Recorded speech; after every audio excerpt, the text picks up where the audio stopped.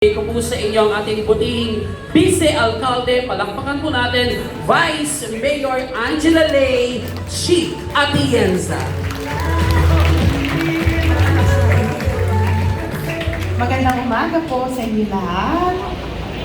I'm sure masayang-masaya kayo ngayon dahil narito tayo ngayon sa Ramon Magsaysay. But nevertheless, bago po ako mag-umpisa, gusto ko munang bumati sa ating mga kasama ngayon dito. Siyempre ang ating alkalde na si Misko Moreno Dumagoso. Palakpakan natin siya. Si Mr. Robert Velasquez, I'm sure kinikilig kayo, sir, dahil alam ko 3 taong kayo naghintay para dito. Dr. Cheryl Gayola, ang Schools Division Superintendent natin. Ma'am Jeremiah Servancia, OIC Director, Project Management Service Director ng DepEd. Ma'am Rita, kinukwento lang kayo sa akin ni Yorme kanina at sinabi na po niya, napakagaling niya raw po. Ang ating Congresswoman Giselle Maceda, ang ating mga konsehal na narito ngayon, Engineer Andres, faculties of Ramon Magsaysay High School, at sa lahat ng narito ngayon, pati ang mga chairman na nandito, at ang mga estudyante na alam ko nagdadasal kayo na sana abutan nyo ang pagbubukas ng Ramon Magsaysay. Naalala ko po nung kami nangangampanya ng ating alkalde, talagang pinangako niya na pag-upo namin, bubuksan na ang Ramon Magsaysay High School. Although, gusto niyang pagandahin dahil mukha nga natin na kayo ng 3 taon, kaya ulitin natin, palakpakan natin ang ating alkalde na si Misko Moreno Dumagoso. Dahil pag siya ay nangako, kahit kailan hindi napapako. Pero alam niyo ako, bilang vice-alkalde ng ating alkalde, ako po ang ina ng konseho. And makakaasa kayo na lahat ng pagkakataon para kami ay sumuporta sa plano at bisyon ng ating alkalde. Makakaasa kayo na ipaglalaban po namin ito. Dahil naniniwala kami kasama ng aming mga konsehal na maganda ang trajectory ng gustong mangyari ng ating alkalde. Na true enough, I know and I believe that in 9 years' time, matutupad. Dahil sabi ko nga, hindi siya nagsasalita ng hindi niya kayang gawin, na balang araw ang Maynila ay magiging parang Singapore na rin. Narito ako para ipakilala ang isang tao na alam kong mas kilala niyo pa sa akin. Pero ang gusto ko i-share sa inyo ang aking eksperyensya bilang kanyang vice-alkalde at katandem. Nakita ko sa aking sarili, sa aking mga mata, na pag siya ay nagsabi ng isang bagay, gagawin niya ang lahat, matupad lang to, kahit ano pa man. Ng tugon sa kanilang pangangailangan. We, students and products of public education system, must have more in law. Kaya po sinasabi ni Ma'am Gayola, para daw lasal yung mga ikinatatag natin na paralan. Kaya yung ibang principal natin nandito, ang sabi naman nila sa isipan nila, sana all. Bagay naman na dapat lang. Tingnan po ninyo. Correct me if I'm wrong. Correct me if I'm wrong. Mas mayaman ang gobyerno kaysa sa business. Their product, development, R&D, and so on and so forth. To make money, to build something, to create something, to produce something. Kaya kalahin mo yung gobyerno, tatangkod lang. Walang gagawin. Tiyak magbabayad ng buwis ang taong bayan. So money will come naturally. Kahit sinong leader, kahit Chonggo ilagay mo sa liderato, darating at darating. Because there are only 2 certain things in this world, debt and taxes. So that's why I said, mas mayaman ang gobyerno. In the right perspective. The question is, how do we spend our money, the people's money, efficiently and effectively? That is a question belongs to our leaders. Pwede naman natin yung sinasabi ni Robert, pwede ko itong tirahin mangyari by June, tapos to. Kaya lang kawayan yung lalagay.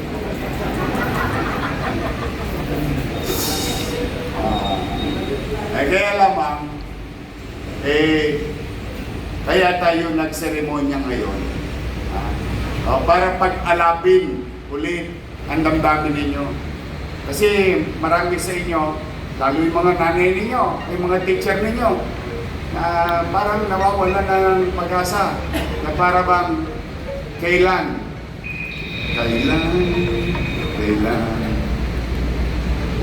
Hindi makatikim ng kasiguruhan. Sapagkat, well, among ourselves, as Manilans, alam natin, bakit yung Albert, mas malaki pa yun. Pandemya. Kasagsagan ng pandemya. 2 taon lang, natodas. Napakinabangan muli naman. Pagpasesyaan nyo na, nawalay lang ako saglit.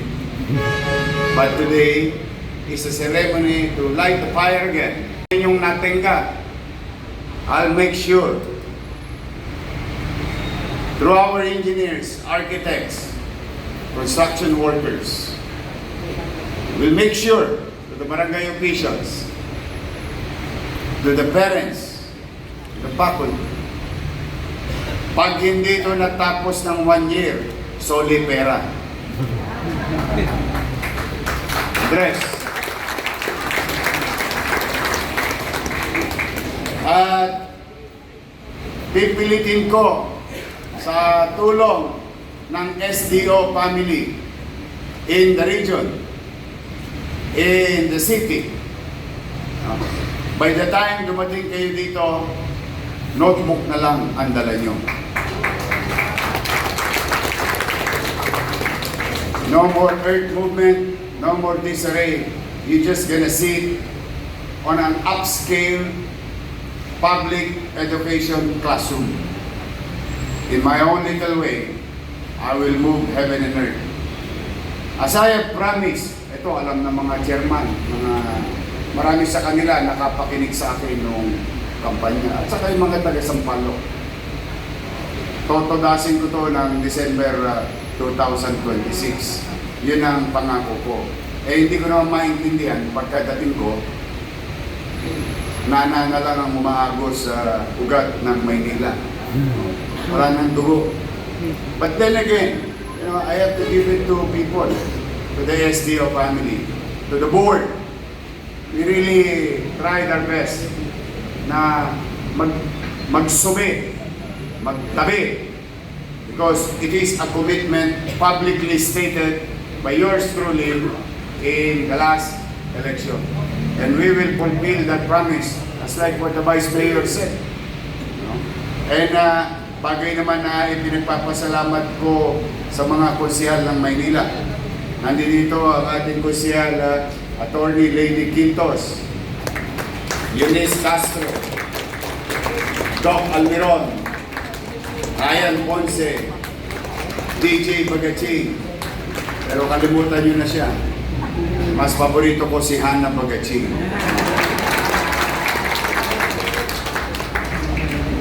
Boundary ka na naman. Si DJ, pareho kaming takusa. Kami mga batang sansui. Mga kabataan, di alam yun. Alam yung sansui? Ano yung nanay mo? Mami, si Daddy ba sansui? Ano yung sansui? Isang sutsut, uwi.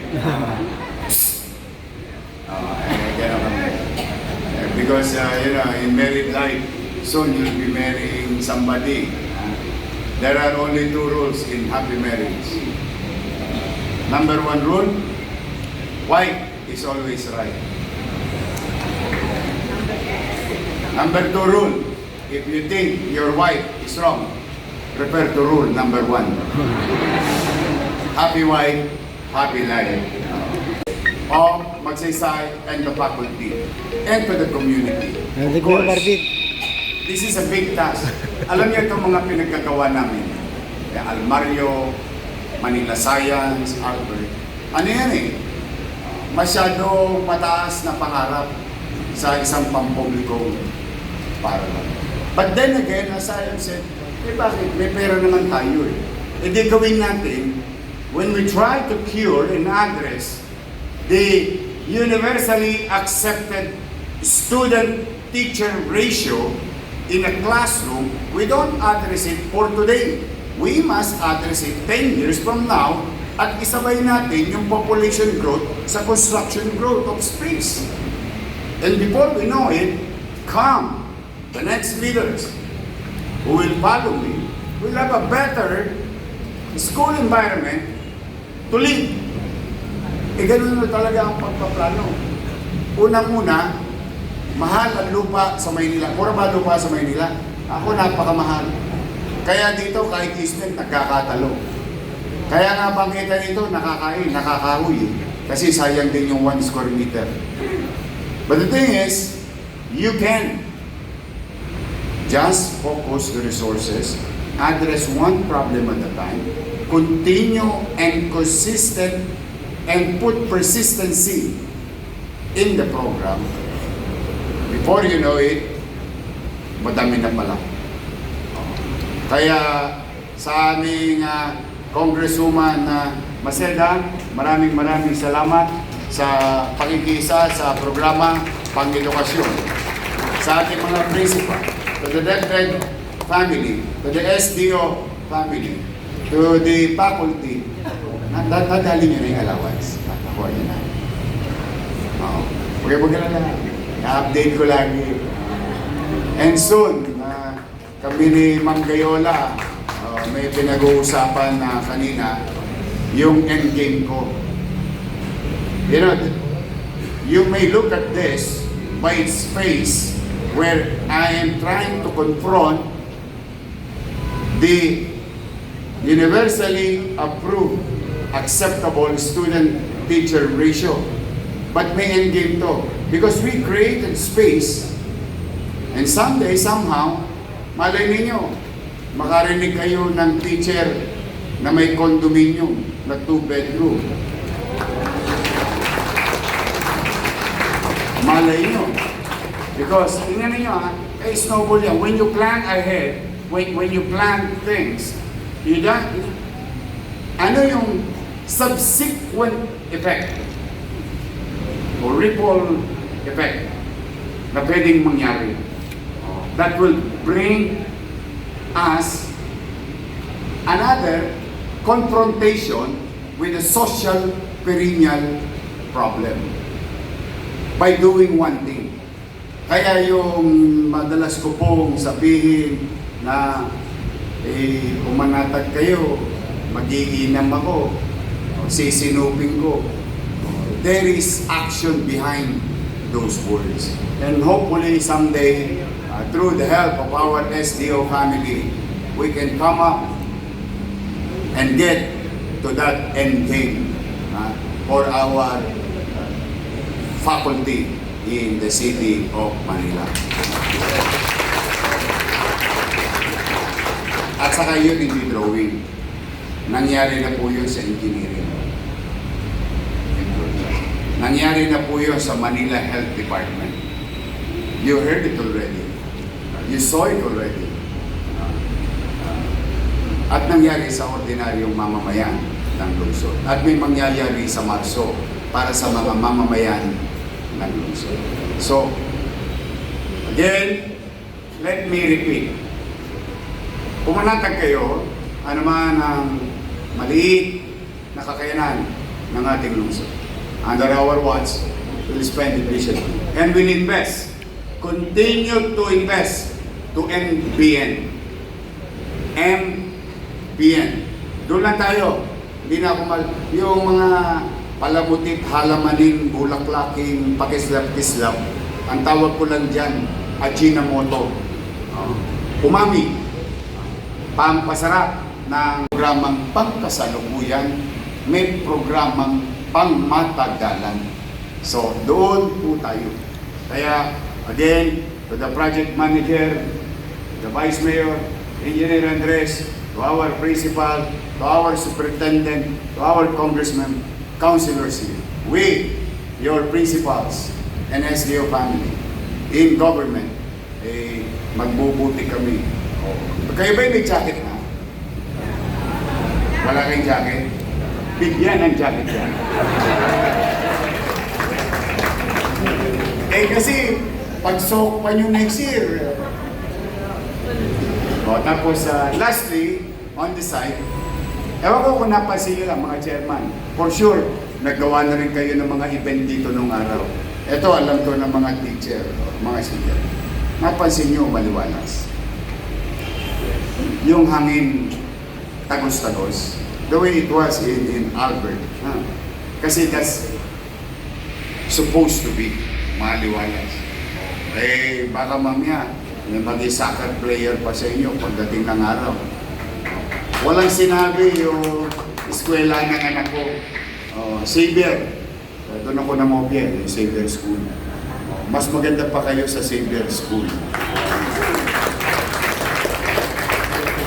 And if I may share to you one of those discussions, why am I building this much for public education system? Alam niyo anong dahilan ko sa kanila? Ako, hindi ako pinalad. Pero maswerte ako sa nanay. Maswerte ako sa tatay. Sa lahat lang talaga buhay nila. Talagang ganun eh. Pero yung mga anak ko, pinalad na. Abay, bakit? Pinalad na ako eh. Hindi na nila natikman magbatuhan ng fried chicken araw-araw. Kami, kahit kami mahirap, ang chicken joy sa amin, sasawa kami. Chicken joy sa umaga, chicken joy sa tanghali, chicken joy sa gabi. At may merienda pa kaming champ. Pero hindi yun experience sa mga anak ko. Ang na-experience sila, maayos na yun. Kaya sabi ko sa kanila, yun na-experience ang anak ko sa pribadong paaralan. Maramdaman ng mga magulang na ma-experience din ang anak nila.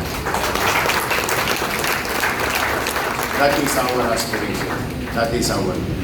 Kaya po sa mga teacher, maraming salamat sa pagpapasensya ninyo. Sa mga bata, ay patawarin nyo na ang lungsod ng Maynila. Hindi ko kayo interes pagtayin ng mga nagdaang panahon ng 3 taon. It is not the intention. The intention is to finish it in 2 years. But today, I guarantee you, thank you sa inyo ginawa ninyo ko ngayon. Thank you very much. Now, I assure you, next year, on the same time, we will inaugurate Magsaysay.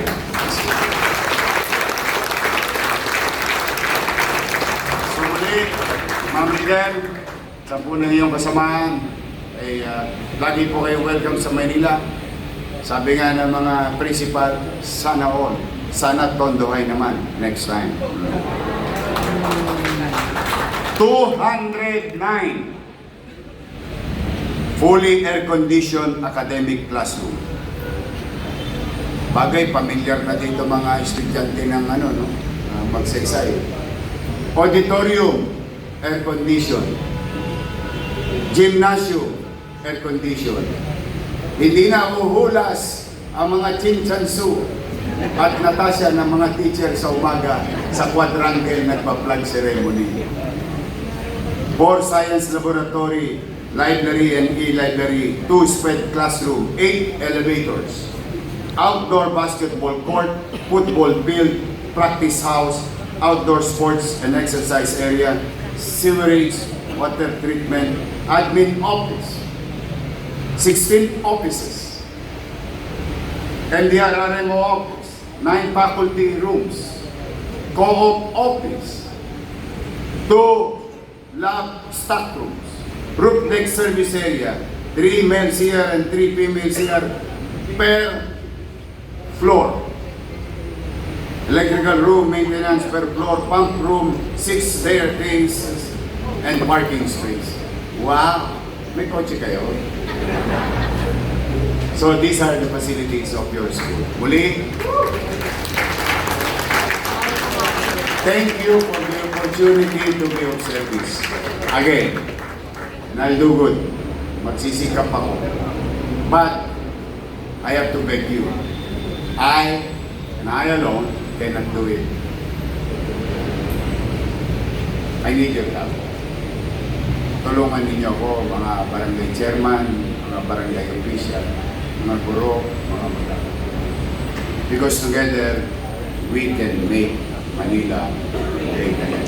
Magandang umaga, pagpalain nawa kayo ng Maraming salamat po. Manila! God works, thank you.